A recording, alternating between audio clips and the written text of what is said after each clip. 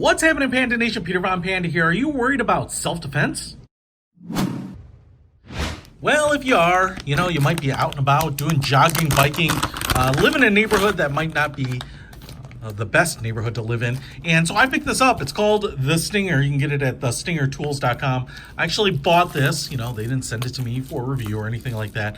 I showed you actually what they call it, like a tactical pocket whip.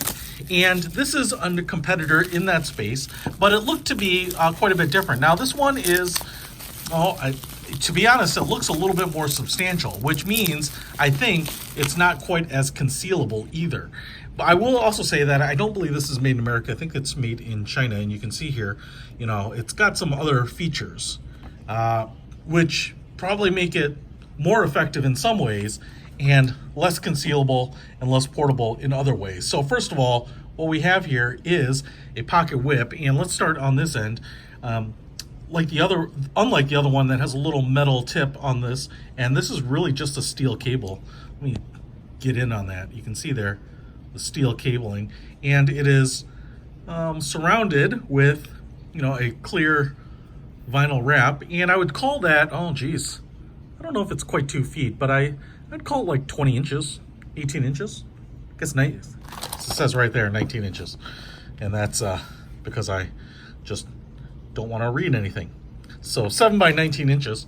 And what I will say about this is it's really big. So I would say gives you some reach, and you can probably smack pretty good with it. You hear it smacking through this padded tablecloth here. And I would say, man, it's actually pretty floppy too. So man, this thing is really gonna sing if you really get like that whipping action, that tip is gonna be supersonic. That's gonna not be a problem to break skin, I'm pretty sure. And just because of how heavy it is, man, it's gonna have, I'll just be honest, tapping my hand here is not comfortable. It kind of hurts. And if you were to really go at it, that hurt. I was not selling it at all. And you can see here we have a nice handle, finger grooves. It's quite a bit bigger than my hand, obviously a little longer on both ends. See some knurling up here, and it looks like we have these hex screws that hold it in, kind of bolt that sucker in. And then we also have a metal clip right here, so you can put it on a belt loop or in your pocket. We have a lanyard here that looks like it's made out of paracord. That'd be no problems to get my hands in here. And then if you were using it, you don't have to worry about it being yanked out of your hand and losing it.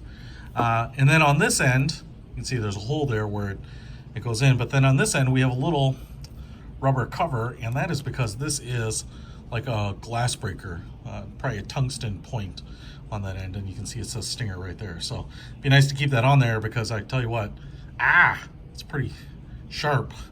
So you can break glass, get yourself out of a car if necessary. Now, the pro and con of this is that this is quite a bit longer and bigger, and I'm not sure exactly how you would conceal this. The other one, actually, you can put the cable into a hole in the grip, and I don't see anything like that here. And I'm not sure if I'm supposed to use this hole maybe, but I'm kind of doesn't want to bend that way. There we go. So I could do that. You can see that it holds in there, and you got to kind of rip it out of there. It's a pretty tight fit.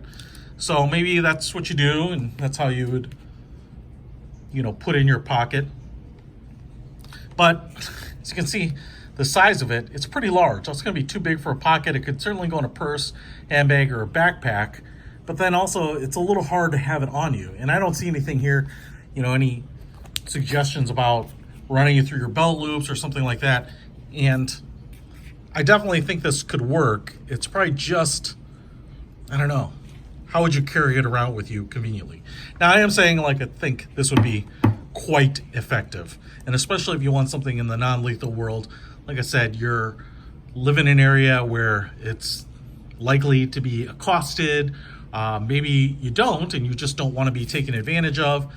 This could be very effective. Now, no standoff range, particularly. Someone's got to be within an arm's reach. And I think you would want to train with this because it's kind of floppy, so it's not totally intuitive. I mean, because that cable's actually, pretty floppy, you really do have to kind of figure out how to get the best hand motion to get the best speed out of the whipping end. And if you had multiple attackers, I don't know, you might just be kind of swinging it around. Again, I'm sure you could take some self-defense classes and learn how to kind of maximize the use of this type of thing, but it certainly could give you some peace of mind. Now, I will also say that this may not be legal in many areas, so check with your local laws. But if you do want to pick it up, it's at thestingertools.com. I will put a link to it in the description. I would say it's about $40. I think that's what I paid for it. So it's not inexpensive, but that could be a small price to pay for peace of mind and security. Peter from Panda, out.